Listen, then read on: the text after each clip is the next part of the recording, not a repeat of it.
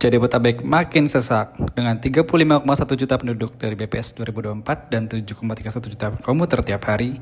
Tekanan terhadap ruang dan lingkungan kita sudah di titik jenuh.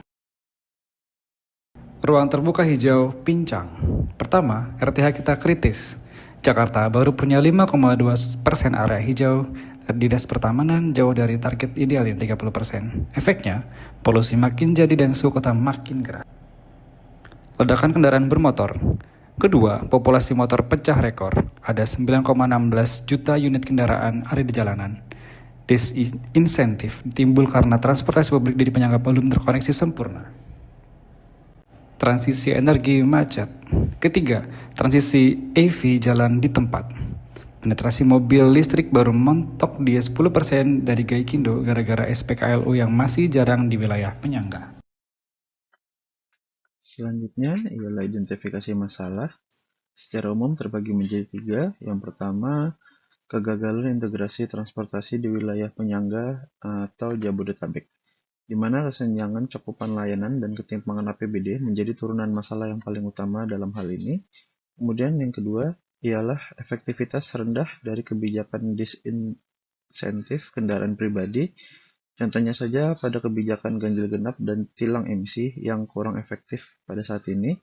Kemudian yang ketiga, lambatnya adopsi ekosistem kendaraan listrik. Berdasarkan analisis metode APKL, lambatnya adopsi ekosistem kendaraan listrik ditetapkan sebagai isu prioritas utama dengan skor tertinggi, yaitu 20. Isu ini menjadi krusial karena merupakan instrumen paling aktual dalam target dekarbonisasi 2026. Memiliki hambatan problematik yang kompleks pada infrastruktur kelistrikan rumah tangga, berdampak luas bagi khalayak dalam menurunkan polusi udara secara instan, serta sangat layak diselesaikan melalui percepatan regulasi insentif dan perluasan jaringan pengisian daya. Selanjutnya, untuk menemukan penyebab masalah utama dari lambatnya adopsi pertumbuhan kendaraan listrik atau EV secara masif di DKI Jakarta, di sini kami menggunakan metode Fishbone dengan 6 unsur atau 6 faktor. Yang pertama ada mesin, jumlah stasiun pengisian kendaraan listrik umum atau SPKLU belum rata. Yang kedua ada material, kurangnya pilihan model atau tipe EV khususnya di segmen MPV. Yang ketiga ada metode, standar pengisian tidak sama dan perbedaan jenis plug atau tipe soket pengisian antar merek. Yang keempat ada main, kekhawatiran berlebih bahwa baterai akan habis sebelum menemukan tempat pengisian daya. Yang kelima ada measurement, ketidakpastian degradasi baterai dan standar jarak tempuh yang bias. Yang keenam terakhir, harga unit EV masih terlampau mahal dibanding mobil konvensional. Lalu dari 6 faktor penyebab tadi akan ditentukan satu penyebab masalah utama dengan menggunakan metode USG dengan skala Likert. Di sini kita dapatkan bahwa yang mesin, jumlah stasiun pengisian kendaraan listrik atau SPKLU belum rata mendapatkan nilai paling tinggi dengan urgensinya 5, seriousness 5, dan growth 5, dengan total 15 dan mendapatkan peringkat 1. Berdasarkan penyebab utama yang telah kami identifikasi sebelumnya menggunakan fishbone diagram, maka kami rumuskan 3 alternatif solusi, yaitu yang pertama adalah transformasi gedung perkantoran pemerintah milik DKI Jakarta menjadi Green Hub melalui penyediaan fasilitas SPKLU terintegrasi sebagai pusat percontohan ekosistem rendah karbon. Kemudian yang kedua adalah penguatan networking dan kolaborasi lintas sektor dalam menciptakan ekosistem smart insentif bagi penyedia SPKLU sektor swasta. Dan yang terakhir adalah transformasi infrastruktur kota berbasis teknologi pintar melalui masifikasi titik SPKLU di wilayah pemukiman padat penduduk.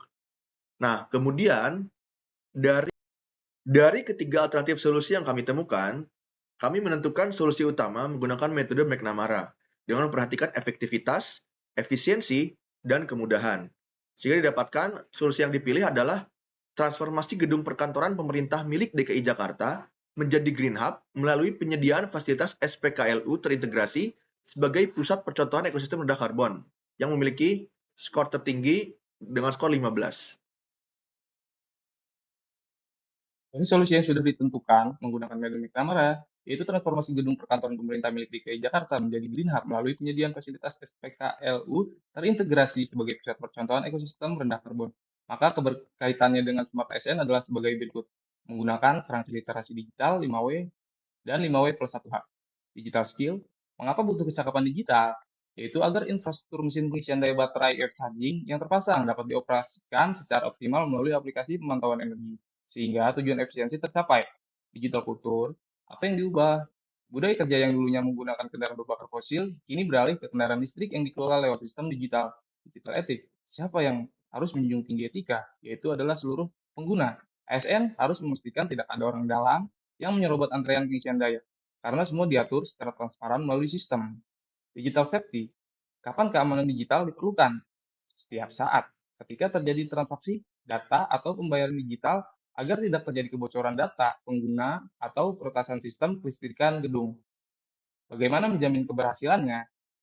Dengan meningkatkan digital skill petugas, menjaga digital safety system, menegakkan digital etik pengguna, hingga berbentuk digital kultur baru yang ramah lingkungan. Di mana program ini diterapkan?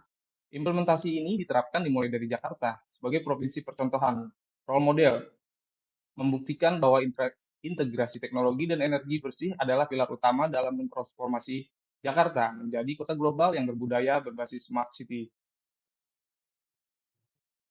Demikianlah analisis ini disusun.